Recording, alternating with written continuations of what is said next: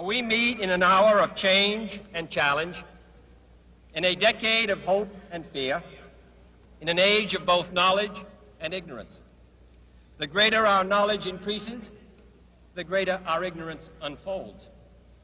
Despite the striking fact that most of the scientists that the world has ever known are alive and working today, despite the fact that this nation's own scientific manpower is doubling every 12 years in a rate of growth more than 3 times that of our population as a whole, despite that, the vast stretches of the unknown and the unanswered and the unfinished still far outstrip our collective comprehension.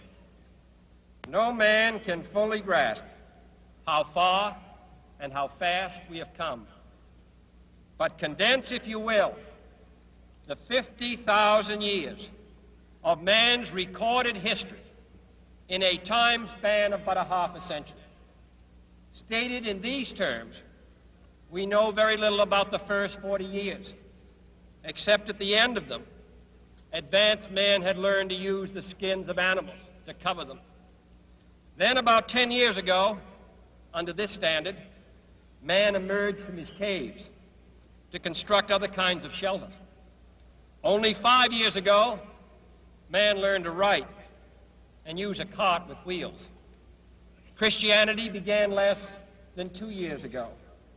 The printing press came this year. And then less than 2 months ago, during this whole 50-year span of human history, the steam engine provided a new source of power. Newton explored the meaning of gravity. Last month, electric lights and telephones and automobiles and airplanes became available. Only last week did we develop penicillin and television and nuclear power. And now, if America's new spacecraft succeeds in reaching Venus, we will have literally reached the stars before midnight tonight. The eyes of the world now look into space, to the moon and to the planets beyond. And we have vowed that we shall not see it governed by a hostile flag of conquest, but by a banner of freedom. Say the moon. Why choose this as our goal? And they may well ask, why climb the highest mountain?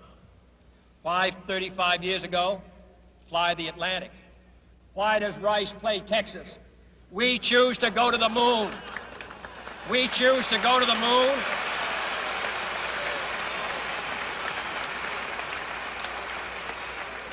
We choose to go to the moon in this decade and do the other things, not because they are easy, but because they are hard.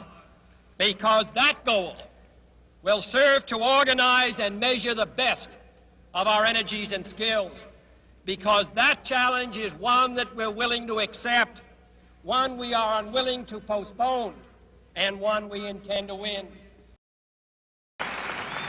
Many years ago, the great British explorer George Mallory, who was to die on Mount Everest, was asked why did he want to climb it. He said, because it is there. Well, space is there, and we're going to climb it. And the moon and the planets are there, and new hopes for knowledge and peace are there. And therefore, as we set sail, we ask God's blessing on the most hazardous and dangerous and greatest adventure on which man has ever embarked. Thank you.